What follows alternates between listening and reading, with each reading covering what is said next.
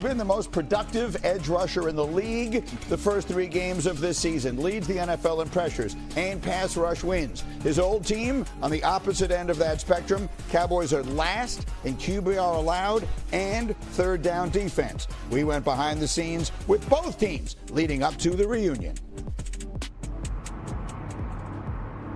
I'll never forget when we didn't draft Randy Moss. He came in here and scored about 3 50-yard touchdowns and waved at us as he was running by the bench. Retribution can get a little dicey sometimes. It's homecoming season in Texas. Homecomings are supposed to be a reminder of the times we never want to forget, with the people who helped soundtrack our lives. They're supposed to be festive and fun. But not this one. Because how did we go from this? You don't think it's too big for you to be a Cowboy, do you? No, not at all. Whatever it takes for me to just continue to be a Cowboy until I retire, that's what I want. To this. Dallas Cowboys move 4-time Pro Bowl edge sensation Micah Parsons to Green Bay. Breakups matter because of history and emotion. The same 2 factors that any homecoming worth a damn revolves around. Micah and Jerry have both. If you can get 4 or 5 players for 1 player, you better consider that. I never even heard from Jerry Jones himself when I even got traded. I haven't talked to Jerry Jones since OTAs. We basically have had Micah for 4 years, and whatever we were doing there in terms of the supporting cast around him and what have you, wasn't working. Takes from behind by Parsons, and a sack, Micah Parsons! When you see my face up against you, The Parsons Project is underway in Green Bay. I definitely think it's a normal week, but anything personal I don't think really plays a toll in it. That's just going to give the game a little bit more color. But at the end of the day, it's business and it's about getting a win. Once the game starts, who's going to be worried about any trade? I know how these guys play. I know how they want to play. I know the identity that they wanted to create. Jerry's approval rating in Green Bay has never been higher. I have a take for Micah. Yeah, go ahead. Micah is here, the Lombardi is near. He's just so scary. Thank you, Jerry.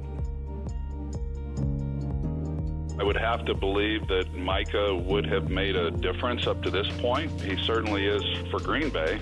Jones's decision-making moves the needle like no other force in American sports.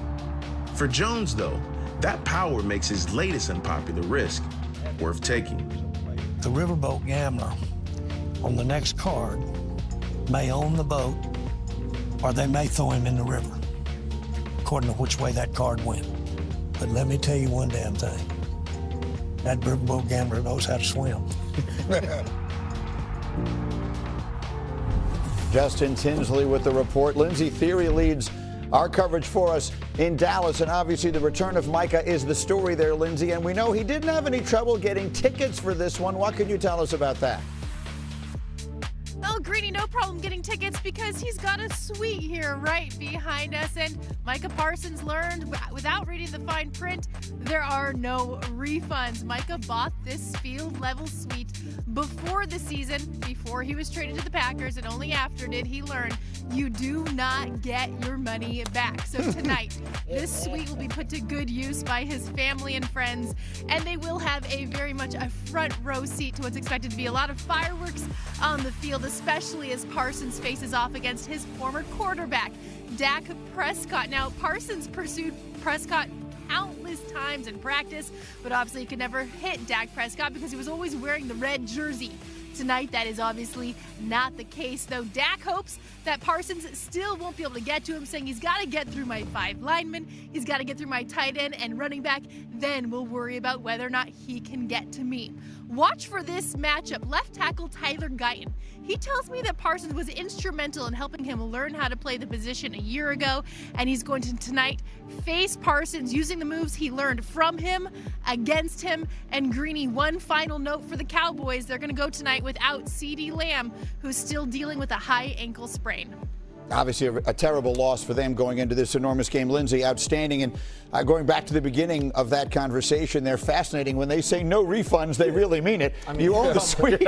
We traded you away, but you don't get your money back. So free league, right NFL. But Randy, to me, this is just an interesting little microcosm of this return, right? Micah Parsons coming back and all the emotions that go with that. But you were very strong telling me last night what you don't want to see from him before this game. One thing you talked about him coming back in that suite. I talked about last night about him bottling his emotions, being able to control himself, keep things under wraps. And, you know, you was with a great fan base in the Cowboys, and now you're with the Green Bay fan base. So I'm just talking for the fan base. One thing they don't want to see, they do not want to see him on the field kissing and hugging and doing all that. Whatever you did in Dallas, you left in Dallas. You're one of the Packers now. So what I say about bottling the emotion, he has to be able to control himself. And one thing about Dak Prescott talking about he has to get through my offensive line, my tight end, my running back to get to me.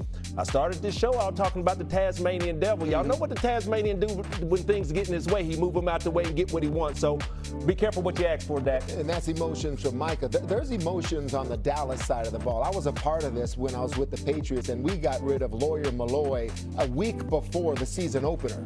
And that very team, we played in the opener, but the Buffalo Bills, and we could not help but be on that sideline, look across, and see our former teammate, who was also a captain, and think that he should be with us. Those are emotions that are hard to get over. We got shut out and lost 31-0. So those type of emotions from the Dallas Cowboys players, they've got to come over it quickly. Like, this guy wanted to go, we got to play football, but man, that should be with us. That's going to be hard for them also. This one is so unique. Listen, I've been traded twice. I've played former teams, but this happened a month ago, right? It is so recent. And I think all of us up here couldn't fathom him not being a Cowboy this season. And it was so public and ugly. And this sweet thing is like a microcosm of that. That would piss me off. Are you kidding me? Jerry, you can't sell that to somebody else? Are you kidding me? What are we doing? This Packers defense is for real. And they are going to show it today. I know they got some injuries. This Dallas offense has some injuries, 2 up front, CD Lamb out. It's going to be hard for them to put up some points against this defense. And it's not just Micah. This is the thing. Everybody's better on this defense. Is it a coincidence that Rashawn Gary is leading the NFL in sacks on the other side? Is it weird that these DBs got a lot better all of a sudden? They're squatting on everything, right? They got a lot of confidence. This guy is just such a difference maker. And listen, I think we talked about the emotion all over the place, but I think this Green Bay team wants to go play well for him, right? They got their new teammate. They're coming in there.